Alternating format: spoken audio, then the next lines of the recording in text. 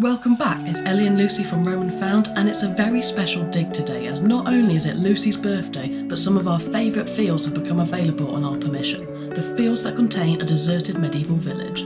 As is Roman Found tradition, we are spending my birthday in the fields, and there's only one thing that would be a real birthday treat from the metal detecting gods, a silver Saxon sceat. And this is the Saxon field, so we've got everything crossed today. I'm definitely hoping that Lucie can bring some birthday luck. It would be very nice to loot today with a little bit of silver, so let's get into it.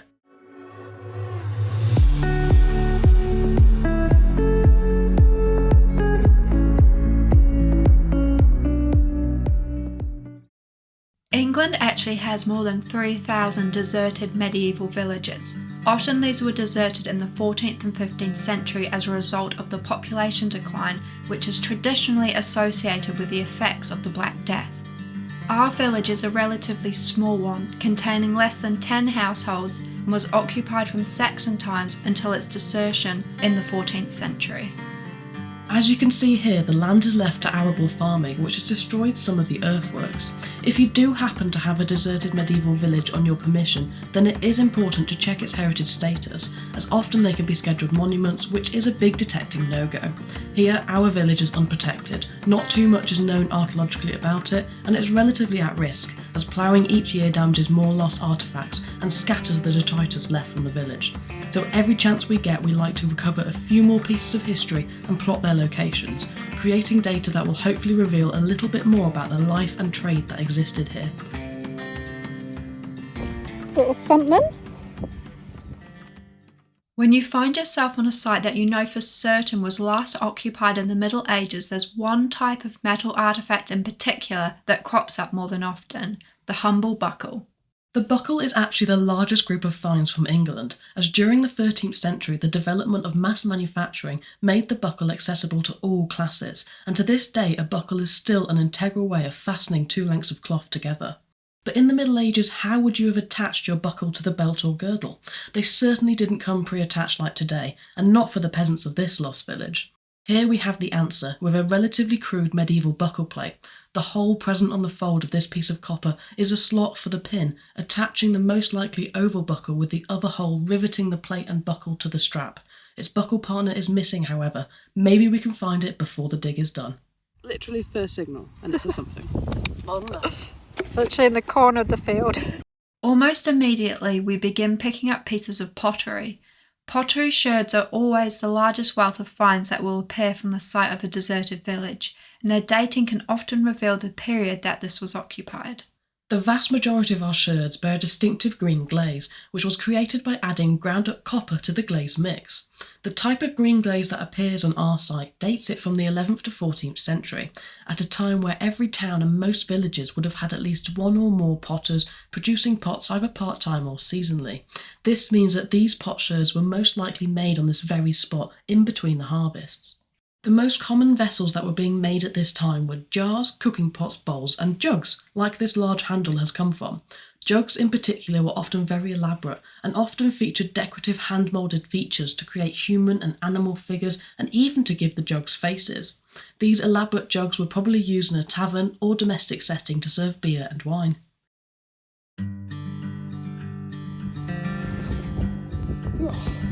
Bit of shelly wear.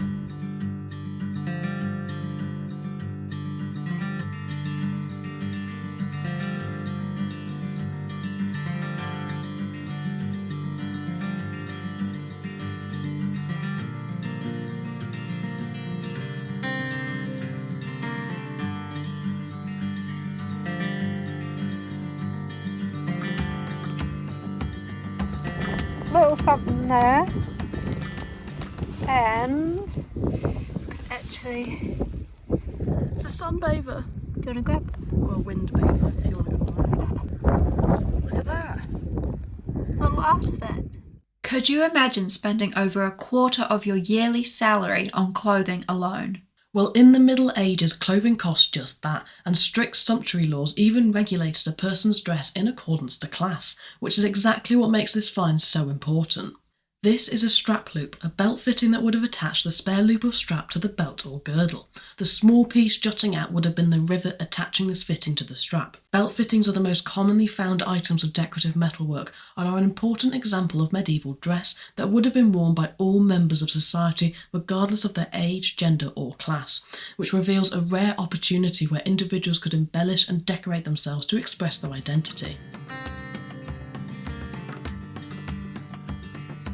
It's important to pay attention to the lead that you are finding on a dig, as it can be a sign of domestic activity, life and trade. Lead was actually one of the first metals to be extracted from natural ores more than 8,000 years ago.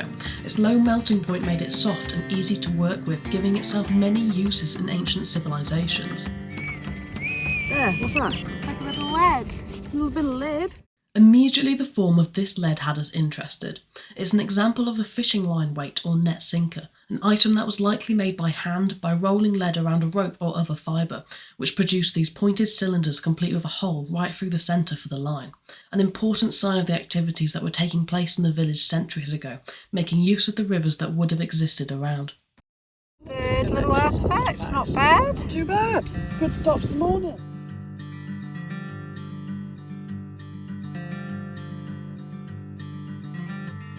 Fifteen, 16. Is it a big button or? A huge something. Do you see what it is? Very shiny, isn't it? Yeah. It's a huge bit of copper, look. Massive bit. I mean, do you think it's a bit of bronze vessel? A copper vessel? But I don't think it's thick enough for that. Nice bit of patina on it though. Yeah. Let's keep looking. Good sign.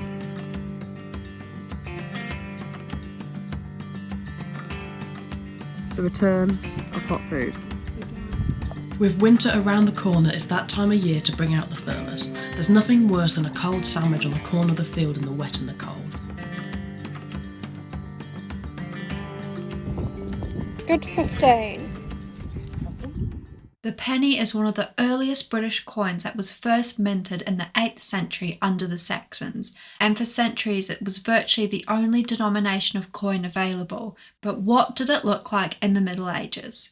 Okay, who do you think we've got in there? I'm going to go early medieval, like Henry III. You going? Cross. Henry III. Yeah, what are you going? It does look quite big. Yeah, that's not quite big. I don't know if it's bigger than a Henry III. What are you thinking, like Tudor? Do you know what I mean? Don't know.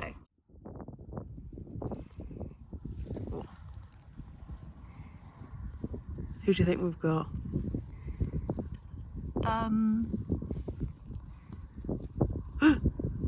What? What's that? I don't know. We need to get it cleaned.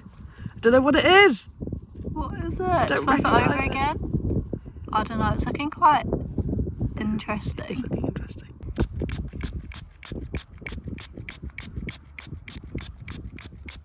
Oh my god. Oh, that's a perler. Who is it?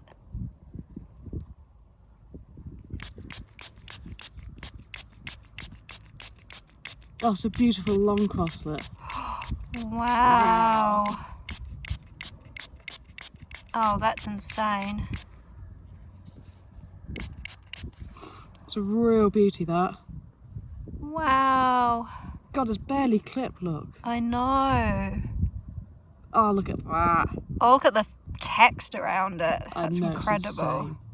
Well, by the time of Edward I, they all pretty much looked like this, as Edward brought in a great recoinage in an attempt to improve the poor state of the circulating currency that was caused by hoarding, clipping, and just general wear and tear.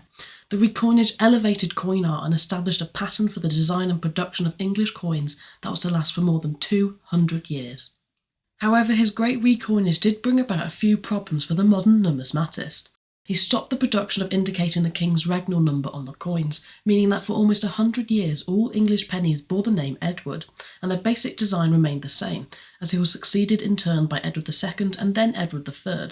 It was not until 1887 that real progress was made on distinguishing between the Edwards, as a Scottish numismatist, rather aptly named Edward Burns, was given the opportunity to examine a very large hoard found at Montrave in Fifeshire. It consisted of nearly 9,000 pennies of Edward I, Edward II and Edward III, amongst other Scottish and continental coins. By classifying and grouping common features in the coins together and referencing across other hoards, he produced the first comprehensive scientific classification of the Edwardian coinage. It might not be the birthday sceat I was after, but I still have that link back to the Saxon times and the history of this penny, and I can't complain about birthday silver. It is one of the nicest medieval pennies that we've found, barely clipped with stunning details. If you want to see more epic finds like this one, then be sure to hit that subscribe button and support our channel. Here we have evidence of a craft that has been carried out for over 10,000 years. Back in time it wasn't possible to pop to the shops to collect a ball of yarn, but what you could do was pop into the fields and collect the raw wool from the sheep. The craft of spinning was created to transform this raw fibre into a workable yarn, and this artefact was integral to the process of hand spinning, something that was practiced for over a millennia. This is a spindle whorl, a perforated weight that sat on the end of the wooden spindle and helped provide the momentum for spinning. Using a spindle whorl produced smaller diameter yarn cords much faster and more efficiently than spinning entirely by hand, and the large central hole present upon ours suggests it comes from the early medieval period. 28, very solid.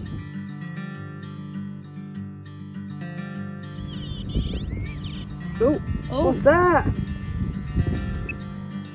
What kind of coin we got here, look? We've got, is it a 2p? It's a 2p! Woo! Woohoo! Massive one.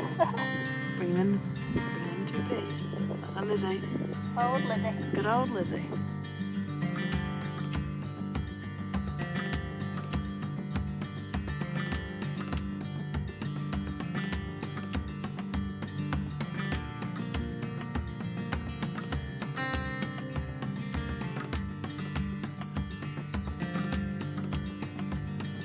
It's just something a little bit round that's lurking. It's gonna be a Roman. No, it's really thin. It's like a really button. Oh, it's like a button, eh? A button! First button of the day. First button of the day. Birthday button. What is that, Ned? Lead. Big one for lead. Nice little signal here.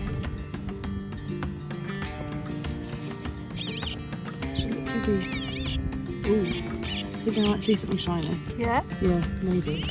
Just like glinting. Trash. It's trash. Trash. I got excited. It's a can.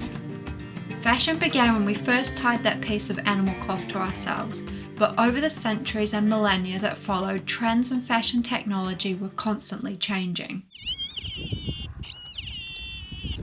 Oh yeah. Oh yeah, yeah. What is that? Something green. Something like Rembrochy? Or is it more buckly? What is it like?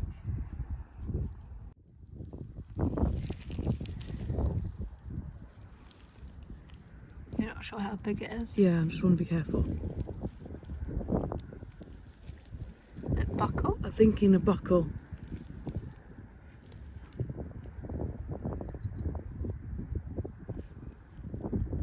Oh, a beauty! Oh wow. Look at him. That's a lovely Some buckle. really nice details on it. It's a stunning buckle, that one. Should we give it a spritz? Curling, yeah. Yeah.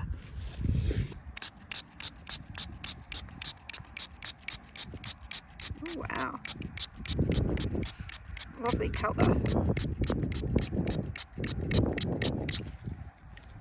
That's a really beautiful one, that one. Yeah, wow. Look at it. It almost looks like jade. It does, doesn't it? It's a beauty. In the 11th century, we discovered new tailoring techniques using buttons, pins, belts and buckles that created a new trend geared towards more closely fitting clothes. Of these new introductions, belts were the most common accessory that was utilised, as they were available to all sections of class and society. Naturally, these belts needed to be fastened, and the buckle became an important way for its owner to express themselves, and was often used as a symbol to display their status and even religion. Belt buckles had an important place in society at this time, and it was common practice for them to be left to beneficiaries in wills and given as gifts during courting and marriage ceremonies. Dating from the 14th century, this oval buckle with its pointed pin rest is a more decorative shape of this era, a little bit of flash for the humble peasant, or perhaps a treasured item passed down through the generations. If you want to show more support to our channel, then why not check out our online store and treat yourself to some of our Roman found goodies.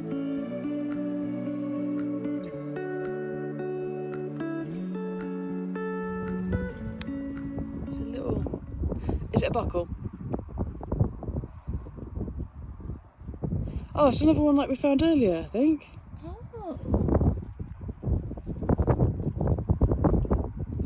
Oh no, it's a different type. It's a different type. Oh, that's sweet. It's a strap slider, that's what they're called. With only metal dress accessories one of the few ways of expressing your status, religion and identity in the Middle Ages, it seems only natural that they are starting to dominate our artefacts tin. This strap loop would have been attached at a right angle to the strap and would have held the loose end of the strap against the main width after it had been fastened by a buckle. Girdles and straps were incredibly important in the Middle Ages, as well as an expression of identity, they also provided a functionality.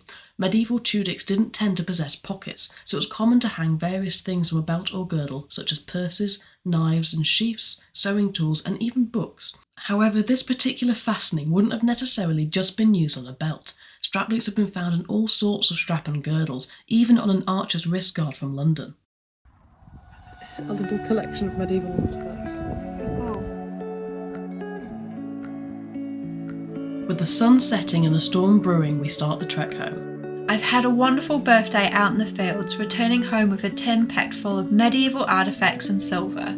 If you've loved joining us on this birthday dig, then be sure to check out our channel for all of our digging adventures. Thanks for watching. If you're feeling inspired by our adventures and want to get out digging, then we've got a 10% discount code at LP Metal Detecting, so treat yourself to some new gear. The link's in the description.